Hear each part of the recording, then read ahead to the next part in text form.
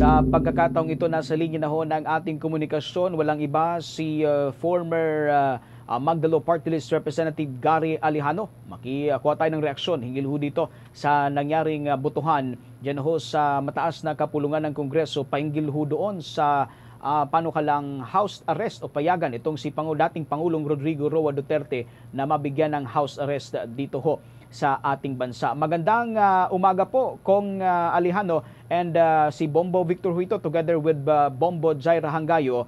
At unang-una, ano po ang take ninyo dito ho sa naging botohan itong mga senador kung saan bumoto itong nasa 15 senador para himukin ang International Criminal Court na isailalim na lamang itong si dating Pangulong Rodrigo Roa Duterte sa house arrest. Go ahead, Kong.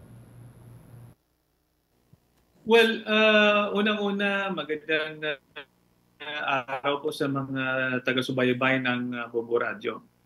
Ang ating reaction po doon sa Senate resolution ay medyo nadismaya tayo, pero alam naman ho natin na yung mga senador na nandoon ay dumaan sa, alam naman natin, kontrobersiya sa pagpapalit ng Senate President. No, maraming hagel na nangyari dyan, kontrobersiya, lalo na sa Blue Ribbon Committee investigations, may mga nadawit.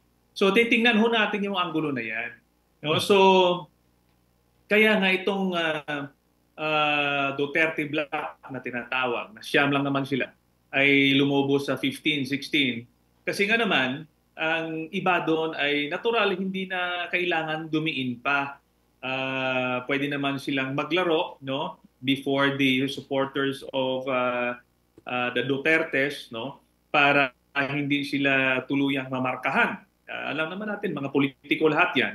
Pero at the end of the day, Bombo Victor and Bombo Jaira, yung resolution na yan ay appeal lamang, ay wala naman hong effect yan, no? But kahit alam ho natin na wala namang jurisdiction ang for that matter ang ating bansa and even the Senate over the ICC, alam natin nagpapakita ho yun na ang sentimiento ng mayorya ng Senado na sila rin ang nagrepresenta sa taong bayan ay mukhang nagpapabor kay former President Duterte. Yun ang hindi maganda sa ating imahe, no? After so much killings in the past administration at hustisya ang ating hinahanap, ay ito tayo ngayon gusto nating bigyan ng house arrest ang dating Pangulong Duterte dahil sa kanyang kalagayan, sa katandaan, sa kanyang kalusugan. Ang tawag nila doon is humanitarian consideration, pero hindi ho siyang ordinaryo na kulong. Kung nababanggit nyo kanina na walang bearing sa ICC at posibleng hindi ito kikilalalin ng International Tribunal. Pero doon ho sa posibleng pagbabalik ng Pilipinas sa International Criminal Court, maaari kaya natin itong gamiting basehan? Kasi doon ho sa ginawa ng Senado, parang ina-acknowledge din nila na maaari pa rin opisyal na makipag-ugnayan ng Pilipinas sa International Criminal Court ko. Sa totoo lang, it's a matter of alignment. It's a matter of politics and also the willingness at kung prepared ba yung taong bayan. Depende ho yan sa nakaupong gobyerno. No? Pero kung ako yung tatanungin, ay marami ho naging aware sa issue ng International Criminal Court, magkaroon ng hustisya na hindi makuha sa kanilang mga bansa. No?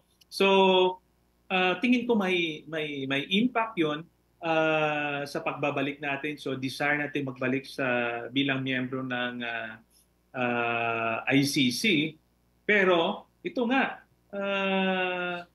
ang titingnan ho natin is talaga bang ang Pilipino ay pinapahalagahan ang karapatang pantao, no?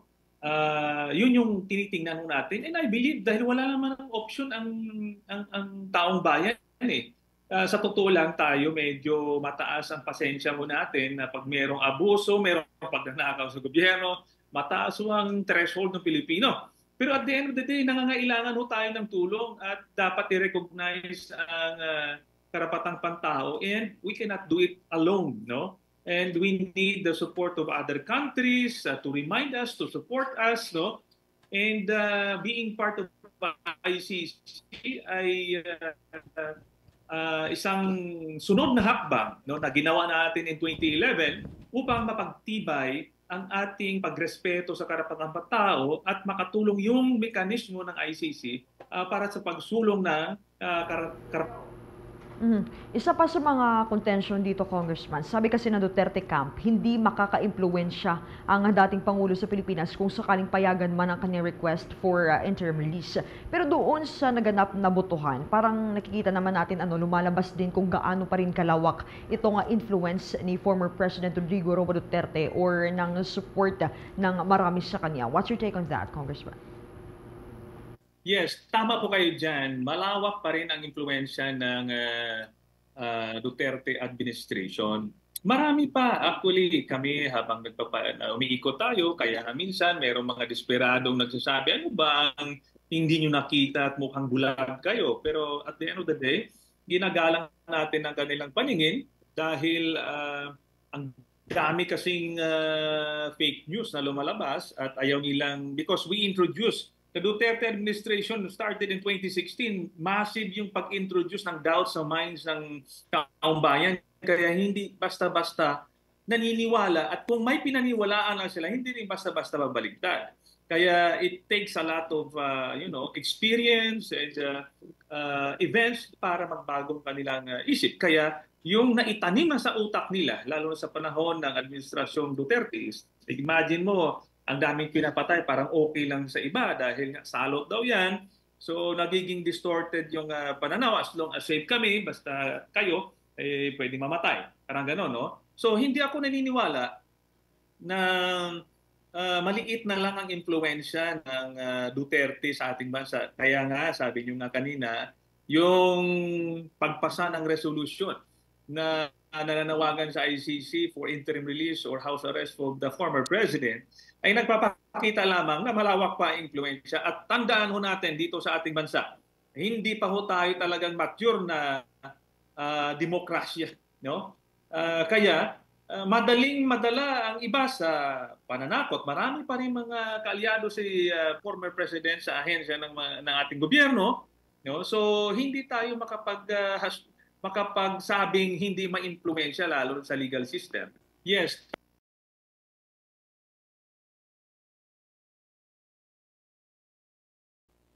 yes, pwedeng i-cite na example yun, pero alam naman ho natin na hindi madadala yun ang ICC. No? Tumitingin sila sa facts, tumitingin sila sa proseso, at hindi ho sila may impluensya ng politika.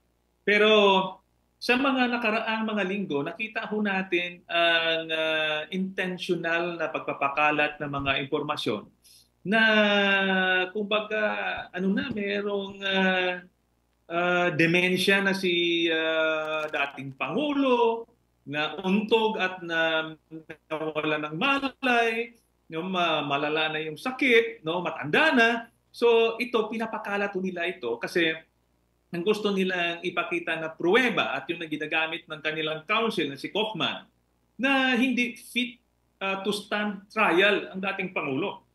Kasi isa yun sa requirement ng ICC na dapat fit ang akusado to stand trial. Pero kahit ano pang sabihin na propaganda ng mga kalyado ni former President Duterte, ang ICC ho kasi pagtitingnan mo, world standard, international standards yung kanilang kulungan. So hindi po totoo na parang kawawa naman, pinabayaan, hindi kayang protektahan ng ICC ang dating Pangulo. Yun ay kasinungalingan yun. Tama ka ho dyan. Ang pag-file ho namin ng information before the ICC was in 2017. Halos 8 taon na ang nakaraan. At hindi naman po namin inakala na bubunga siya ng pagkakulong ng dating Pangulo. Kami noon ay naghahanap lang naman ng avenues, naghahanap kami ng hustisya sa mga biktima sa ating bansa. Dahil kung maalala nyo noon, nag-file ako ng impeachment complaint against the President at kasama doon yung extrajudicial killings sa ating bansa. At alam naman natin na sa Kongreso, nung ako ay congressman noon, ay numbers game ho yan, ang impeachment. And ako naman, proseso. We just avail of what is available. No? So binasura ko nila. At sabi ko noon, kapag binasura nila yung impeachment, isa-submit ho namin yan sa International Criminal Court. And ako nga tinakot pa noon na filean ng ethics complaint para tanggalin sa Kongreso. Kami naman ho ay nagsisilbi sa taong bayan. Sila yung aming pinagsisilbihan at wala ho kaming utang na loob kahit kanino. So hindi ho kami natatakot. No? And alam niyo ho, ang dami na ng dinaanan, pati na rin ni former Senator Antonio Trillanes, na talagang na-demonize before the public, especially sa supporter ni President Duterte. Kami, ang gusto lang naman ho natin at tinitingnan ho natin ang ating bansa. With that, Kong, maraming salamat po sa mga impormasyon na ibinahagi mo sa ating mga manood at mga tagapakinig. Mga kabombot ka sa nation, nakapanim natin walang iba si former Magdalo Party List Representative Gary Alejano. Paingil ho pa rin dito sa kahilingan o panawagan ng interim release at ito hong house arrest para kay dating Pangulong Rodrigo Roa Duterte.